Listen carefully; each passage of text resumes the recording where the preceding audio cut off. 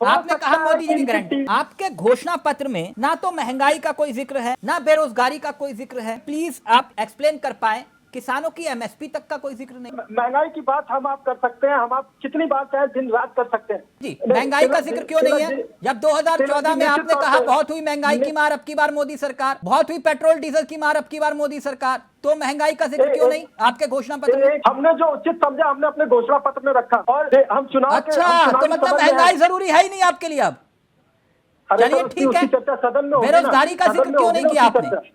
नहीं, उसकी चर्चा सदन में होगी ना, सदन में विपक्षी दलों ने कितनी बार उस पर चर्चा की? ठीक। अच्छा, 2014 से पहले सड़कों पर होती थी चर्चा। तिलक जी क्या टीवी पे चर्चा करके अगर बेरोजगारी से सबको रोजगार मिलता रहता तो मैं जिंदगी भर 24 घंटे आपके साथ चर्चा करने के लिए तैयार हूँ, लेकिन सरकार दिक्कत तो यही है ना कि रोजगार पर चर्चा होती कहाँ है?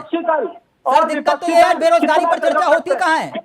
प्रदीप आपके सवाल में विपक्षी दल किस लिए सदन में बैठे हैं?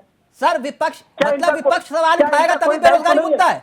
नहीं, मैं जवाब दे रहा हूँ उसका ना। जब भी मुद्दे वाली बात करिए ना प्रदीप जी, जो सवाल पूछ रहे हैं वो बताइए सीधे सीधे, क्यों नहीं किया या कहीं किया है तो बताइए। सर क्या मेरी अभिव्यक्ति की आजादी नहीं है? मैं आप स्वतंत्र नहीं हूँ? आपके घोषणा पत्र में होगा ना, बता दीजिए कहाँ है।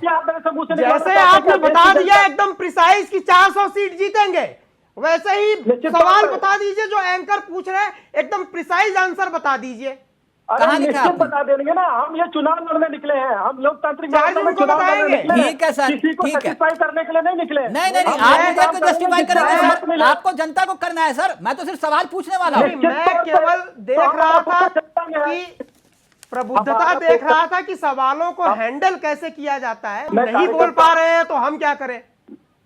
नहीं सर, आपके कानों को जो सुंदर लगे मैं वो बोलूं। चावला जी के सवालों के चक्रव्यूह में फंस गए। आप 2 सवाल का जवाब नहीं दे पाए कि जिस पार्टी का कोई सांसद नहीं है उसको भी आप जोड़ ले रहे हैं, और जो अभी सवाल पूछा कि महंगाई के मुद्दे कहाँ है आपके? आप कह रहे हो 400 पार। पिक्चर दूसरी और भी है। 2019 के चुनाव में बीजेपी को करीब 18 करोड़ वोट मिले, कांग्रेस को मिले 12 करोड़ से ज्यादा वोट। ये सीटों में कन्वर्ट नहीं हो पाया। करीब आपको मिले 37% के आसपास वोट, 63% आपके खिलाफ का। एक पिक्चर ये भी तो है प्रदीप जी, गलत बोल रहा हूँ? नहीं, आप आंकड़ों पे एकदम सही बोल रहे हैं, लेकिन जब चुनाव होते हैं तो बूथों में चुनाव होते हैं।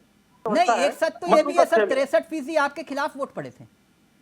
निश्चित तौर पे 63% हमारे खिलाफ पड़े थे। हाँ। लेकिन वो कितनों तो आप जिस कांग्रेस को नजरअंदाज कर रहे हैं, उस कांग्रेस को 12.5 करोड़ लोगों ने वोट किया। अरे सर 12.5 क्या, उससे सीधे बोल दीजिए 15 करोड़ से कम लोगों ने वोट किया, उसमें बुराई क्या है? नहीं तो आप सर मतलब आप ये कह रहे हैं कि ये वाला फिगर बोलो 400 पार, और मैं कह रहा हूं कि 12.5 करोड़ लोगों ने वोट किया। वो कौन थे फिर?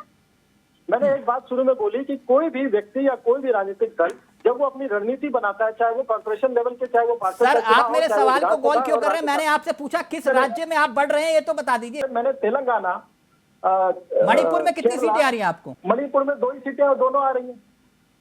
मणिपुर में कितनी सीटें आ रही है सर? मणिपुर में सारी सीटें आ रही हैं। सारी सीटें? आप जानते हैं मणिपुर में देश के प्रधानमंत्री प्रचार करने नहीं गए।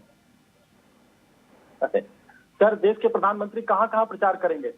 एक व्यक्ति है और 553 सीटें हैं। मणिपुर आप इस देश का राज्य नहीं है सर? मणिपुर के अगर आप उस परिप्रेक्ष्य में बात कर रहे हैं तो सर नाराज तो नहीं होंगे आप? एक सवाल सर, आपसे मेरा साहस कहाँ है तिलक जी कि आपसे कोई नाराज हो सके?